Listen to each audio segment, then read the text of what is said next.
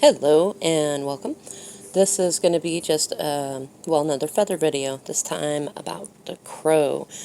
These are Pacific Northwest crows. I've heard from some that they're considered, I'm going to say more domesticated ravens, because there is a Midwestern crow that is still in the corvid family, but a different kind of bird than what we're typically used to out here.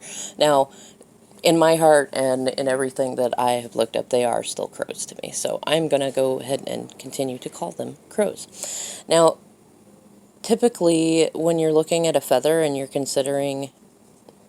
Actually, let's backtrack. I'm going to do physical aspects. So I included here a screw so you can kind of get an idea of looking at it. Now, I'm not the best at knowing where the feather's placement is, but I usually have a general idea. And this is a wing feather. I believe it is a secondary, and if I'm correct, it would go underneath the primary feathers that you usually would see on their wing when it's extended. Now, I'm trying to think of what else. There's also, it's important to recognize, I have a goose feather here. It's a little bit tatty at the moment, but it's easy to confuse the two. Actually, it goes that way. And you can see, I mean, the colors are fairly similar, but the sizes are very different. And also, even on a smaller feather on a crow, you won't typically see them quite as rounded out. They do have some feathers that are a little more rounded and that go underneath the other wings and on their tails, but typically they always have a little bit more of a tip to them.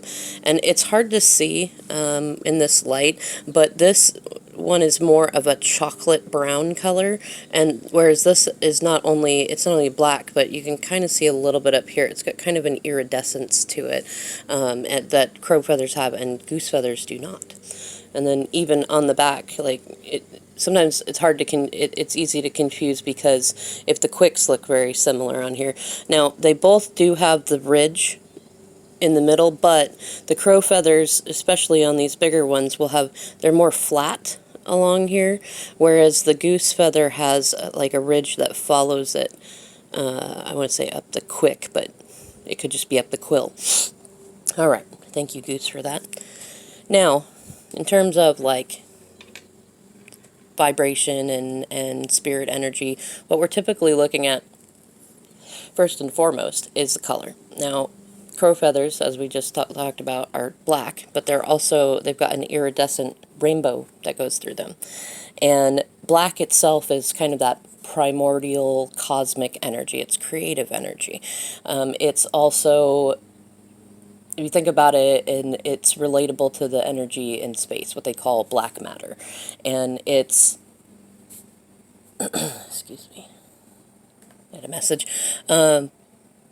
It's something that often is connected with manifesting. So when you see a crow feather, that can be something that has to do, that could be that something that you've been calling for is coming into being. And especially in terms of when we're manifesting contrast, like when we need an experience that will help us learn something, like maybe we've been feeling not very smart, so we end up in situations where we learn new skills, or maybe we've not been feeling very courageous, so we end up in situations that test our cowardice, things like that.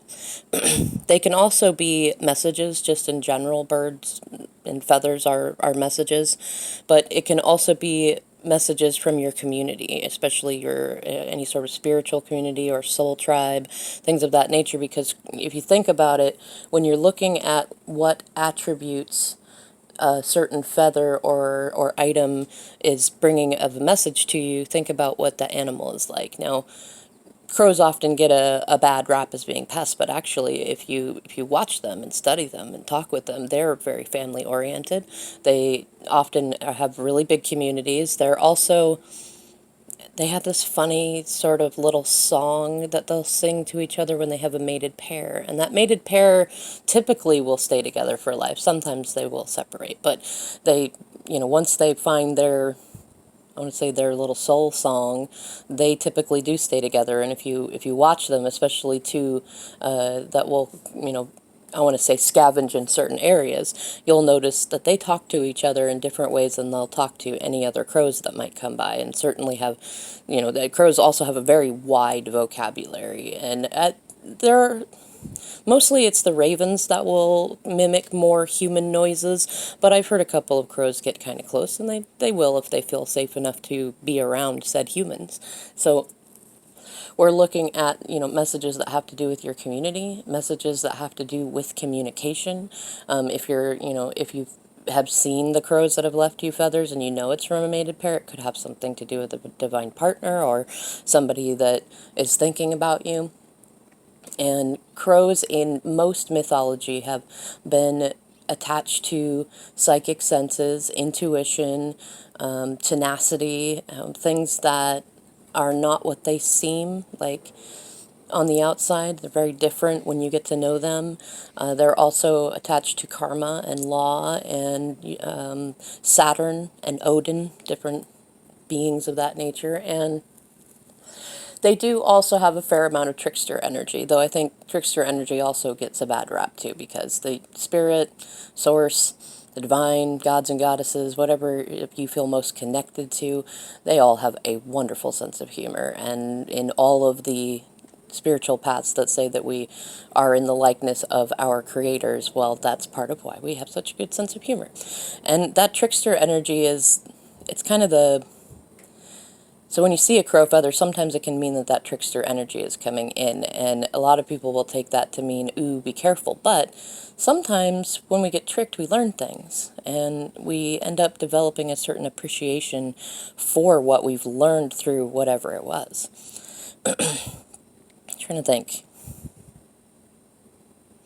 And depending on where you find the feather, like if it's close to home, or it's near a park, or it falls off a bird sitting next to you, or a friend gave it to you, or things like that, can really depend on what the message is about. And what I often will tell people when they find a feather and say, "Ooh, what do you think the meaning of this is?" The first thing that comes to mind is, what were you doing when you found it, and what were you thinking about? Were you thinking about a certain person, or a job move, or a problem, or were you just perfectly happy and in happy alignment? Whatever it was that was going on around you, that really definitely applies to the message. All right, everybody, if you have any more questions, please let me know, and feel free to check out my other feather video that I've got on here. I'm going to try to do a couple of more soon. All right, thanks so much. Bye.